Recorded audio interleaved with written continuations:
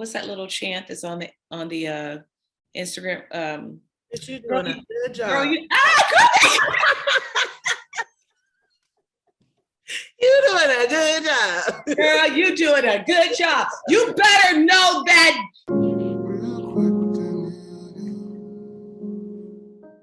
Well, on my IG handle, it says artist, human, mother, genius. I consider myself to be all of those things, an artist first. And what I love about myself, I love my body. Oh, come on.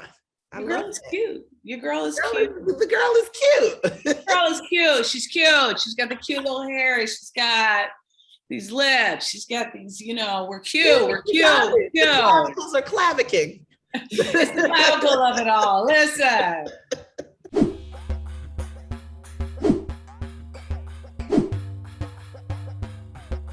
The thing that people don't want you to know is that everybody can make it. Anybody can make it. And if you have a strong belief in yourself, you put your mind to it, there is nothing you can't do. You can rise to whatever level you want to get to. Yeah. And that's a little secret that I know and that Kanye knows and some other folks know. We are all geniuses in our own way. And if we leaned into that more, then we might see our lives transform. This isn't meant to be a sermon, but I always end up getting folks to preach, and it's personal for me because I'm taking notes. I'm like, please share. Well, I think that there is this sense of you know, what do they call it? The humble brag.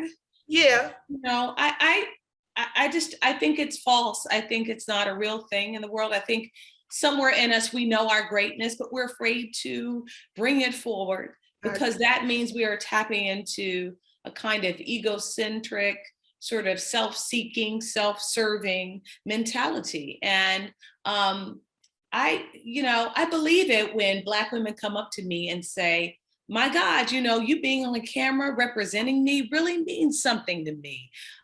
Sis, keep doing that. Do you know? I take that in and I let it empower my choices. And, you know, when I say to you, Danielle, your show really inspires me. I think you are beautiful, funny, all of those things. I think it is important for us to hear and listen and allow those things to really permeate who we are, what we do. And so, you know, again, not to go to the pulpit, but there is a real space, I think, for us to encourage and inspire each other every day. If I do that for you, then you can do it for somebody else, and on and on and on. I think it's really dope to see you infiltrate spaces, you know, like The Americans, like Sex and the City, and all the things that you're able to do. You're doing so as a woman who, to me, happens to be Black. So I'm curious how you feel about that. I've asked people before because I know Michael B. Jordan has been criticized in the past for saying, like, I want to be an actor, not a Black actor. So what does that look like for you when it comes to that conversation? Well, I was just talking to Michael Patrick King about this, who's the executive producer of Just Like That and also of all of the Sex and the City seasons and the movies. You know, I don't know how to act Blackness. When I walk on camera, you see me, you know, I'm unmistakably African American. Do you know what I mean? Yeah. I'm not African Brit. You wouldn't, you know, guess that about me. I'm not African. Do you know? I'm not from Puerto Rico or so. You see me, oh, she's a Black girl. She's definitely from America. She got all that mixed in there. Do you know what I mean?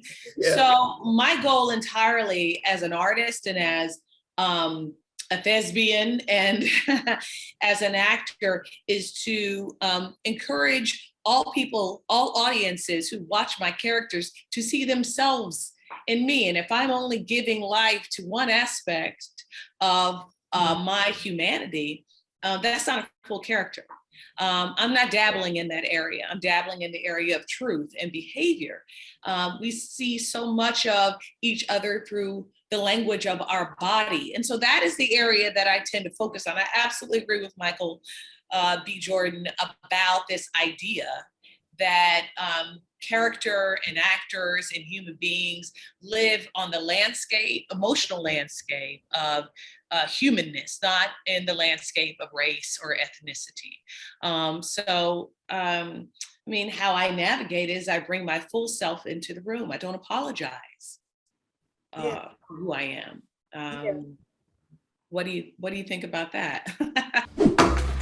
You lied. You told me you had been in communication with Alex. Look, I'm trying to help, okay? I can see you're obviously hurting. Can you? Can you see that too? I'm sorry, Mia, okay? I'm sorry for everything. I do want to help. I really do.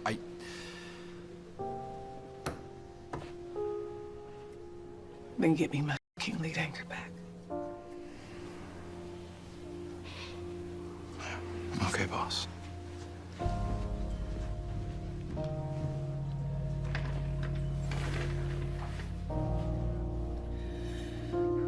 This Sex in the City, okay.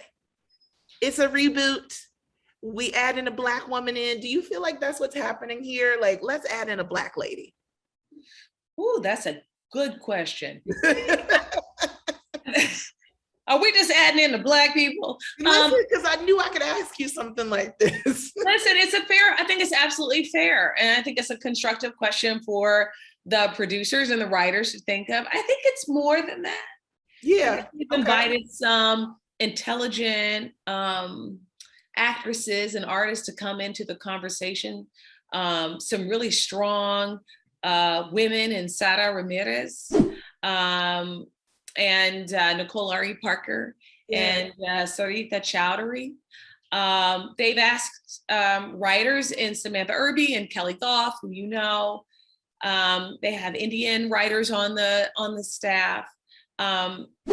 You know, I've spoken with Michael Patrick King. I've known him for years now. We did another pilot together called Love You More. And Michael is, I mean, this is a funny guy. He is great at what he does. And he has opened up the aperture of this incredible, iconic show to include more women and women of color. But what he's also doing is opening up the storytelling that they do with this particular show and extended it further. So you're going to see the women of color have their own lives. They have their own homes. They have their own families.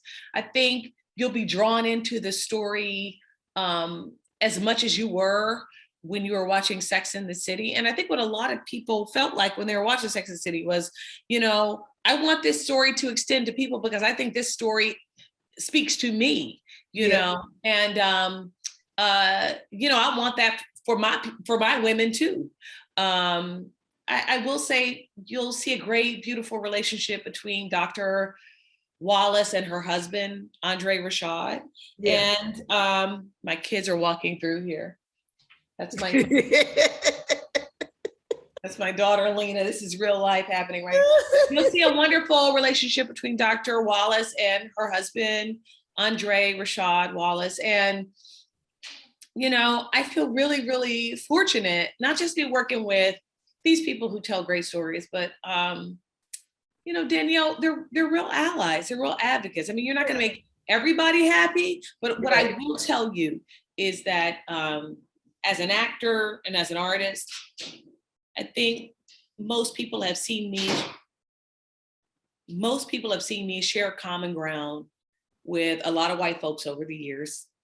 If that's the morning show, if that's what else on stage, telling original stories that are, you know, have a socio-political edge to them, but also it's really good original storytelling. Right. And I don't link up arms with every, you know, writer or producer that comes along and says, Karen, come on and tell this story with us. I just, you know, I'm interested in doing something bigger. And I know that the reflection of my gifts in any story really matters to the audience that I have, to the people who see me.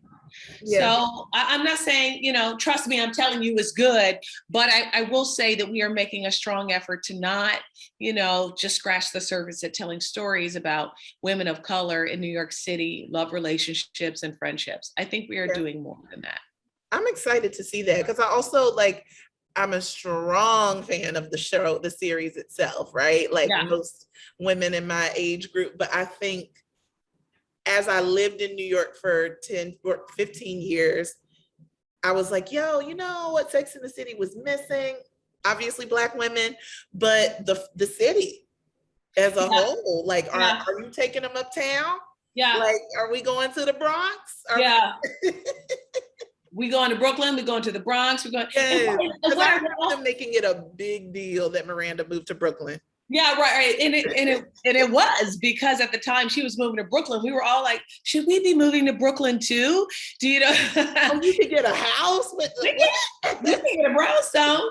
But I think what also happens, Danielle, in this conversation is making me think about this. If you are bringing in characters of color, you have to bring the people behind them, the people that they see every day, the people that they interact with. So you're automatically opening up the aperture of the world in another way. So you can see the African-American host who's got an attitude, or you're seeing the mothers and the husbands and the babies and the boyfriends. And, you're just opening up the aperture to tell a far more enriching story. That's interesting. That's the world I live in. Yeah. That's the world I want to make money off of. Yeah. That's just a better story to me. What a great time I have had chatting with you. Wasn't this real quick? It was real quick. Well, it ends up not being the quickest. So it's gonna be quick. No, but it feels quick. We'll edit it down so it'll be quick. It's not quick when it's happening, but it does feel quick because it's good conversation. And I really appreciate you being considerate and just thoughtful in your answers as well. I like you a lot. Thank you. I think you're fantastic. I was really grateful that you were able to do this and that AMPR set this up, and I think you're fantastic. I'm gonna keep watching you. Of course, I'll watch this episode, but I just think you're wonderful, and just keep doing what you're doing. Amazing. Likewise. Thank you so much for that, for pouring into me. It is very, very, very great. I'm grateful. Oh, good. I'm grateful.